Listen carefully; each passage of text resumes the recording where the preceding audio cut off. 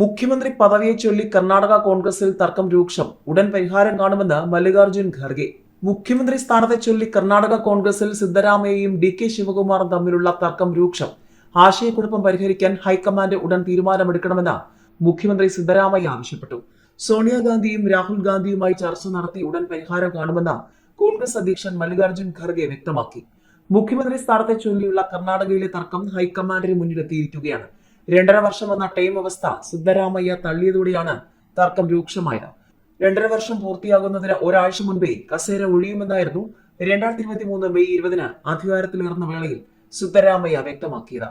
2.5 വർഷമായ November 20 കഴിഞ്ഞിട്ടും കുലുക്കമില്ലാതായതോടെയാണ് തന്റെ പക്ഷത്തുള്ള 10 MLA-മാരെ ദില്ലിക്ക് അയച്ച് ഡി.കെ. ശിവകുമാർ കരിക്കൽ നീക്കിയത്. കൂടുതൽ MLA-മാർ ഡി.കെ. പക്ഷത്തോട് അടുക്കുകയാണ്. കഴിഞ്ഞ ദിവസം കർണാടകയിലെത്തിയ മല്ലികാർജുൻ ഖർഗെ ഇരു നേതാക്കളെയും കണ്ടിരുന്നു.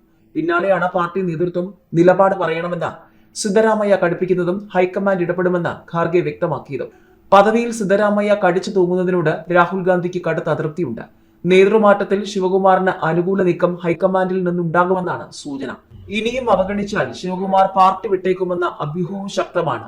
ജനകീയനായ സിദ്ധരാമയ്യയെ പിണക്കാതെ തീരുമാനമെടുക്കണമെന്നതും ഹൈക്കമാൻഡിന് വെല്ലുവിളിയാണ്.